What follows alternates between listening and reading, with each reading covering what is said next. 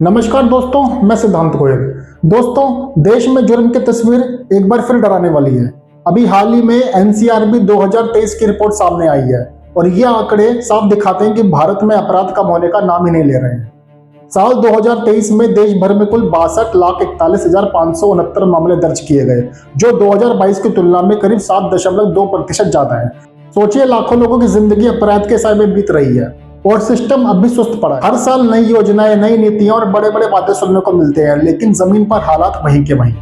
ये आंकड़े सिर्फ नंबर नहीं है, ये इस बात का सबूत है कि अपराधियों के हौसले बढ़ रहे हैं और कानून का डर लगातार घट रहा है। सवाल सीधा है, जब रिपोर्ट खुद बता रही है कि अपराध बढ़ रहे हैं, तो आखिर जिम्मेदार कौन है? क्या हमारी पुलिस व्यवस्था इतनी कमजोर पड़ चुकी है या फिर सिस्टम ने अपराधियों को खुली छूट दे दी है? दोस्तों, अब जरा ये समझ लेते हैं कि ये एनसीआरबी आखिर है क्या, जिसकी रिपोर्ट पूरे देश का चेहरा दिखा देती है। दरअसल एनसीआरबी यानी कि national crime records bureau Bharat सरकार के गृह मंत्रालय के अधीन आने वाली वो एजेंसी है जो देश भर के अपराधों का पूरा डेटा इकट्ठा करती है।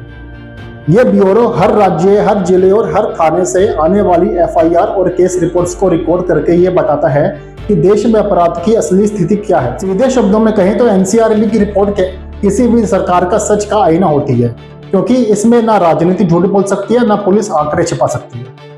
हर साल एनसीआरबी की रिपोर्ट ये दिखा देती है कि कौन सा राज्य कितना सुरक्षित है और कहां पर कानून व्यवस्था पूरी तरह फेल है। लेकिन अफसोस की बात यह है कि इन रिपोर्ट्स पर चर्चा तो होती है, मगर कोई कार्रवाई नहीं होती। सरकारें आंकड़ों का जश्न मनाती है, जबकि आम आदमी रोज सड़क पर असुरक्षित महसूस करता है। यानी एनसीआरबी का काम है सच बताना, लेकिन उस सच पर काम करने की जिम्मेदारी है सिस्टम की, और वहीं पर ये सिस्टम बार बार फेल होता दिख रहा है। दोस्तों, जैसा कि मैंने भी बताया कि नेशनल क्राइम रिकॉर्ड्स ब्यूरो की रिपोर्ट के मुताबिक 2023 में देश भर में 62,41,000 से ज्यादा अपराध दर्ज किए गए, जो 2022 की तुलना में 7.2% ज्यादा है। ये आंकड़े सिर्फ एक नंबर नहीं, बल्कि समाज की उस सच्चाई का आईना है जो दिखाता है कि कानून के साए में भी जुर्म बढ़ता जा रहा है। हर दिन, हर घंटे, हर मिनट देश के किसी न किसी कोने से जुर्म की कहानी लिखी जा रही है। गौर करने वाली बात यह है कि भले ही हत्या, दुष्कर्म और लूट जैसे बड़े अपराधों में थोड़ी कमी आई है, लेकिन कुल अपराधों की संख्या लगातार बढ़ रही है। एनसीआरबी के आंकड़ों के अनुसार हत्या के मामले 2022 में 28,522 थे, जो 2023 में घटकर 27,721 रह गए, यानी करीब 2.8% की कमी। दुष्कर्म के मामले 2022 में 31,516 थे, जो 2023 में घटकर 29,670 रह गए, यानी 5.9% की गिरावट। लूट के मामले 2022 में 28,356 से घटकर 2023 में 26,599 हो गए, यानी लगभग 7% की कमी। ये आंकड़े पहली नजर में राहत देते हैं, लेकिन हकीकत इससे कहीं गहरी है। अगर ये बड़े अपराध घट भी रहे हैं, तो सवाल उठता है कि फिर कुल अपराधों की संख्या क्यों बढ़ रही है? इसका जवाब साफ है, आज जुर्म का चेहरा बदल चुका है। अब अपराध सड़कों तक सीमित नहीं रहा। ऑनलाइन ठगी, cyber fraud, fake ID, fake news और डिजिटल धोखाधड़ी जैसी नई वारदातें तेजी से बढ़ी। अपराधी अब हथियार से नहीं, बल्कि टेक्नोलॉजी से वार कर रहे। एनसीआरबी की रिपोर्ट बच्चों और महिलाओं के खिलाफ अपराधों पर बेहद गंभीर तस्वीर पेश करती है। 2023 में बच्चों के खिलाफ अपराधों की दर बढ़कर 39.9 प्रति 1 लाख बाल जनसंख्या हो गई, जो 2022 में 36.6 थी। इन मामलों में सबसे ज्यादा मामले अपहरण के हैं, जो 79,884 मामले हैं, यानी कि 45%। और पॉक्सो एक्ट के तहत किए गए अपराध यानी कि 67,694 मामले, यानी कि 38.2% दर्ज किए गए। सबसे चिंताजनक बात यह है कि अधिकांश अपराधी पीड़ित के जान पहचान वाले ही थे। कुल 40,434 मामलों में 39,076 मामलों में आरोपी पीड़ित के परिचित थे, जिनमें 3,224 परिवार के सदस्य, 15,146 रिश्तेदार या जानकार और 20,706 दोस्त या परिचित शामिल थे। हर राज्यों के आंकड़ों के मुताबिक मध्य प्रदेश बच्चों पर अपराधों में सबसे आगे रहा, जहां 22,393 मामले दर्ज हुए। 2022 की तुलना में इसमें 9.2% की बढ़ोतरी दर्ज की गई, जो महिलाओं और बुजुर्गों के मुकाबले सबसे ज्यादा है। औसतन हर दिन 486 और हर 3 मिनट में एक बच्चे पर अपराध दर्ज हुआ, जो देश में बाल सुरक्षा की गंभीर स्थिति को दर्शाता है। दोस्तों, महिलाओं के खिलाफ अपराधों में भी मामूली लेकिन चिंता बढ़ाने वाली बढ़ोतरी दर्ज की गई। 2023 में कुल 4,48,211 केस दर्ज हुए, जो पिछले साल से 0.7% अधिक है। इनमें सबसे ज्यादा मामले पति या रिश्तेदार द्वारा क्रूरता, अपहरण, बलात्कार और छेड़छाड़ से जुड़े रहे। उत्तर प्रदेश, महाराष्ट्र, पश्चिम बंगाल और राजस्थान इस श्रेणी में शीर्ष पर रहे। रिपोर्ट में यह भी सामने आया कि महिलाओं के अपहरण में जबरन शादी की प्रवृत्ति विशेष रूप से उत्तर और मध्य भारत में बड़ी संख्या में देखी गई। दहेज से जुड़े अपराधों में भी उल्लेखनीय वृद्धि हुई है। 2023 में 15,489 केस दर्ज हुए, जो पिछले साल की तुलना में 14% अधिक है। इसमें 6100 से अधिक महिलाओं की मौत दहेज विवादों में हुई। इनमें उत्तर प्रदेश, बिहार और कर्नाटक 3 राज्य सबसे शीर्ष पर रहे, जिसमें उत्तर प्रदेश में 7151 मामले, बिहार में 3665 मामले और कर्नाटक में 2322 मामले दर्ज किए गए। वहीं 13 राज्यों और केंद्र शासित प्रदेशों में एक भी दहेज का केस दर्ज नहीं हुआ। दहेज निषेध कानून के तहत 83,327 मामले अदालतों में लंबित रहे और 27,154 लोगों को गिरफ्तार किया गया, जिनमें 22,316 पुरुष और 4,838 महिलाएं थी। इन आंकड़ों से साफ है कि देश में महिलाओं और बच्चों की सुरक्षा से जुड़ी चुनौतियां लगातार बढ़ रही हैं। आंकड़े सिर्फ संख्या नहीं बल्कि समाज की गहराई संवेदनहीनता की झलक पेश करते हैं, जहां पर परिवार और रिश्ते भी अब सुरक्षित नहीं बचे। महिलाओं और बच्चों के बाद देश में बढ़ते साइबर क्राइम का ग्राफ भी चिंताजनक रूप से ऊपर गया है। एनसीआरबी रिपोर्ट के अनुसार 2023 में साइबर अपराधों में 31% की बढ़ोतरी दर्ज की गई और कुल 86,420 केस दर्ज हुए। इन अपराधों में दुष्कर्म, लूट, ऑनलाइन फ्रॉड, डिजिटल अरेस्ट जैसे गंभीर मामले शामिल हैं। डिजिटल अरेस्ट के मामलों में उत्तर प्रदेश, दुष्कर्म में राजस्थान और लूट में महाराष्ट्र सबसे आगे रहे। वहीं देश में सबसे कम साइबर अपराध सिक्किम में दर्ज किए गए। ये आंकड़े दर्शाते हैं कि डिजिटल इंडिया के दौर में अपराधियों ने अब वर्चुअल दुनिया को भी हथियार बना दिया। बड़े शहरों में अपराध का स्तर भी तेजी से बढ़ा है। 2023 में बेंगलुरु देश का सबसे अपराध प्रवण मेट्रो शहर बनकर उभरा है। अपराध प्रवण मेट्रो का मतलब है दोस्तों, अपराध प्रवण शहर का मतलब है दोस्तों जहां सबसे ज्यादा अपराध हुए हैं। और बेंगलुरु में 68,250 मामले दर्ज किए गए। इसके बाद चेन्नई दूसरे और मुंबई तीसरे स्थान पर रहा। ऑनलाइन धोखाधड़ी और डिजिटल अपराधों में मुंबई सबसे आगे रही। वहीं 2,396 ऑनलाइन चीटिंग केस दर्ज हुए। इसके अलावा फर्जी ऑनलाइन दस्तावेजों के 45 केस, साइबर बुलिंग, स्टॉकिंग के 119 केस और इंटरनेट के जरिए यौन शोषण के 179 केस भी सामने आए। हैदराबाद और बेंगलुरु इस श्रेणी में पहले और दूसरे स्थान पर रहे, जबकि मुंबई साइबर अपराधों के लंबित मामलों में शीर्ष पर रही।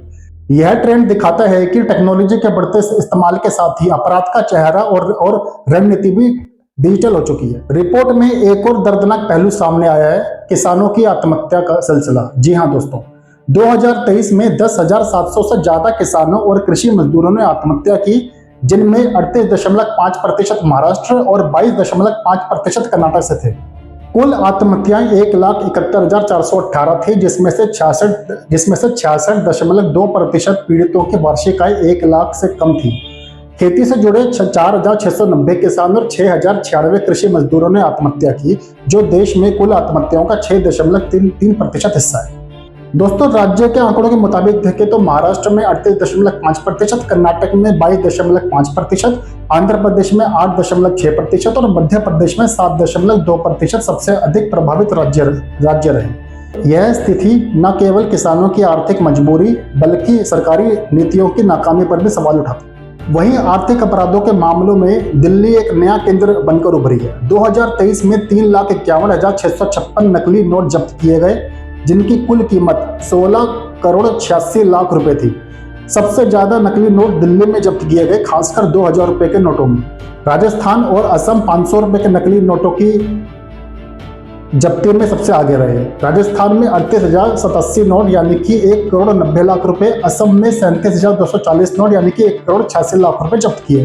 वहीं उत्तर प्रदेश कम मूल्य के नकली नोटों की जब्ती में शीर्ष पर रहा, जहां 200 रुपए के 6,558 नकली नोट यानी कि 13,11,000 रुपए पकड़े गए। इसके बाद कर्नाटक और राजस्थान का स्थान। दोस्तों, इन सभी आंकड़ों से एक बात तो क्लियर होती है कि देश में अपराधों का दायरा अब सड़कों से लेकर इंटरनेट और अर्थव्यवस्था तक फैल चुका है। अपराधियों की सोच और तकनीक दोनों विकसित हो रही है, जबकि कानून व्यवस्था और न्याय प्रणाली अब भी पुराने ढर्रे पर अटकी हुई दिखती है। दोस्तों, सवाल ये उठता है कि जब हर साल अपराध का ग्राफ ऊपर जा रहा है, तो आखिर देश में कानून व्यवस्था की हालात नीचे क्यों जा रहे हैं? 62 लाख से ज्यादा अपराध हर दिन, सैकड़ों हत्याएं, बलात्कार और लूट, और सरकारों के कान पर जू तक नहीं रेंगती। ये सिर्फ आंकड़े नहीं है, ये देश के टूटे भरोसे का सबूत है। हर साल रिपोर्ट जारी होती है, मीटिंग होती है, बयान दिए जाते हैं, लेकिन हालात जस के तस रहते हैं। यूपी, बिहार, राजस्थान, महाराष्ट्र जैसे राज्य अपराध के नक्शे पर बार बार शीर्ष पर आते हैं, मगर जवाबदेही कोई नहीं लेता। महिलाओं के खिलाफ अत्याचार, बच्चों के साथ यौन अपराध, किसानों की आत्महत्याएं, हर एक आंकड़ा एक दर्दनाक कहानी कहता है।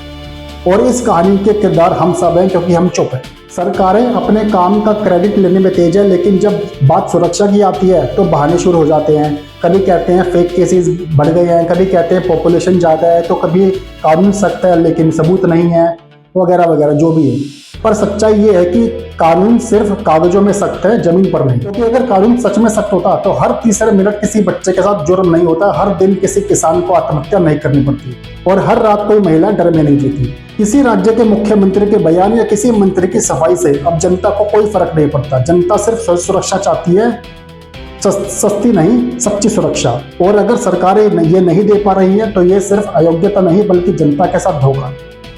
दोस्तों, अब वक्त है कि सरकारें एनसीआरबी की रिपोर्ट को फाइल नहीं, चेतावनी के साथ पढ़े, क्योंकि ये आंकड़े सिर्फ अपराध नहीं दिखाते, ये दिखाते हैं कि सिस्टम कहाँ गिर चुका है।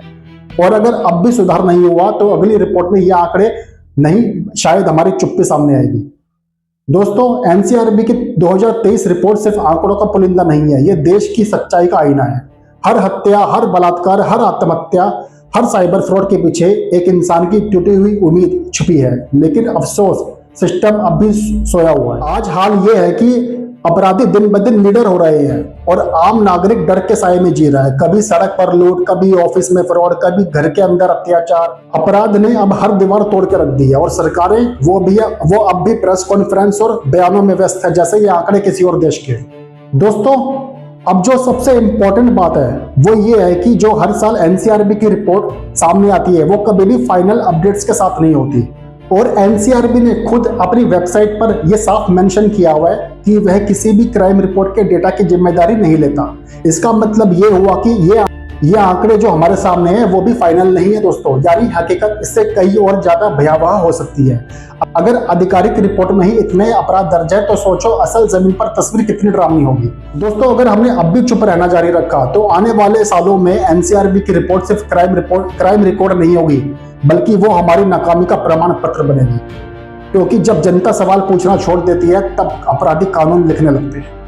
अब वक्त है कि इस रिपोर्ट को न्यूज नहीं, न्याय की मांग की तरह देखा जाए। कानून सख्त बने, सिस्टम जवाबदेह बने और अपराधी को सजा मिलने में सालों नहीं हफ्तों लगे, तभी बदलाव की शुरुआत होगी। वरना अगले साल फिर एक रिपोर्ट आएगी, फिर वही आंकड़े, वही अपराध, वही बहाने। बस फर्क कितना होगा कि तब शायद हमें बोलने की हिम्मत ही ना बचे। नमस्कार दोस्तों।